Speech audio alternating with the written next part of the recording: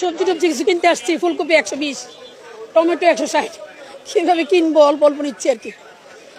আমরা তো লিমিটেড একটা ইনকামে আছি, সরকারি চাকরি আমাদের জন্য।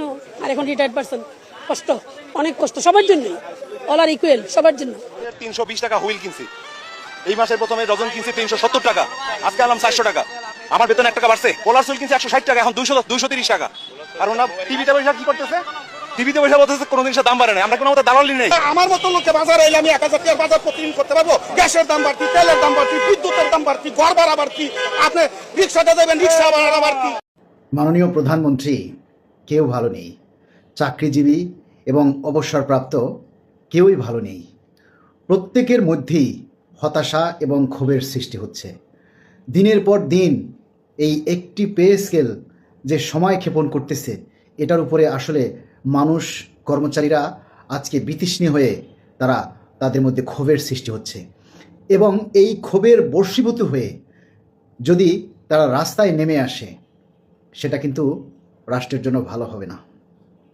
মাননীয় প্রধানমন্ত্রী, বাংলাদেশ সরকারি কর্মকর্তা কর্মচারী কল্যাণ সমিতি সবসময় সরকারের সাথে আছে এবং সেই হিসাবেই আমরা আপনার কাছে শুধু দাবি করে আসতেছি যে সেপ্টেম্বরের প্রথম সপ্তাহের মধ্যেই আমাদের পে স্কেলের ফাইল মন্ত্রিসভায় উঠান এবং অনুমোদন দিন, দ্রুত প্রজ্ঞাপন জারি করুন।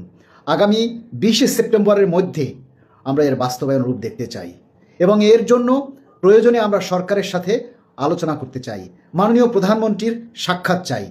অন্তত তার সাথে সরাসরি সামনে এসে আমরা কর্মচারীদের মনের দুঃখ দুর্দশার কথাটা একটু তুলে ধরার সুযোগ চাই।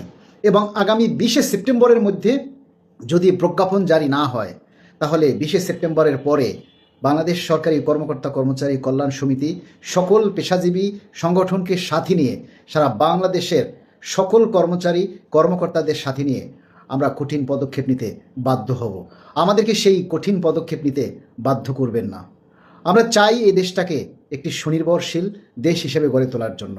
আমরা এই সরকারের সকল উন্নয়নমূলক কর্মকাণ্ডের সাথে আছি, আমাদের সহযোগিতা অবশ্যই থাকবে, কিন্তু আমরা 20 সেপ্টেম্বরের মধ্যে এর বাস্তব রূপ দেখতে চাই। বৃহত্তর কর্মচারী গোষ্ঠীর স্বার্থটাও আপনাদেরকে দেখতে হবে।